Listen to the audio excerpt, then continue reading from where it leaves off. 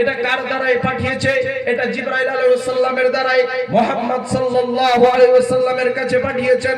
তুমি ঘুষ খেতে পারবে না, তুমি কোনো অবলা সরলা মহিলার নামে ব্যভিচারের অপবাদ দিতে পারবে না, তুমি কাউকে অপদস্থ করতে পারবে না, তুমি তোমার ভাইকে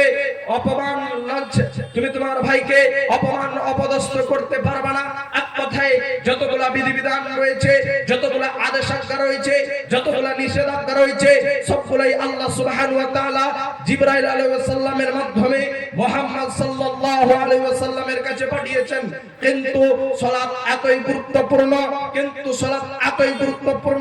সালাত এতই পাওয়ারফুল ইবাদত, যেই পাওয়ারের কারণে, সালাতের এতই পাওয়ার যে কারণে জিবরাইল আলাইহিস সালামের দ্বারাই মুহাম্মদ সাল্লাল্লাহু আলাইহি ওয়াসাল্লামকে সালাতকে পাঠাননি, বরঞ্চ সশরীরে মুহাম্মদ সাল্লাল্লাহু আলাইহি ওয়াসাল্লামকে আসমানে তুলে নিয়েছেন।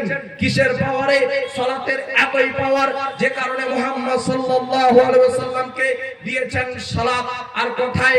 প্রথম আসমান, দ্বিতীয় আসমান, তৃতীয় আসমান, এক এক করে 7টা আসমান ভেদ করে যখন মুহাম্মদ সাল্লাল্লাহু আলাইহি ওয়াসাল্লামকে আসমানে তুলে নিয়ে গেলেন, ওপারে আল্লাহ, পর্দা রয়েছে, পর্দার ওপারে আল্লাহ, এপারে মুহাম্মদ সাল্লাল্লাহু আলাইহি ওয়াসাল্লাম।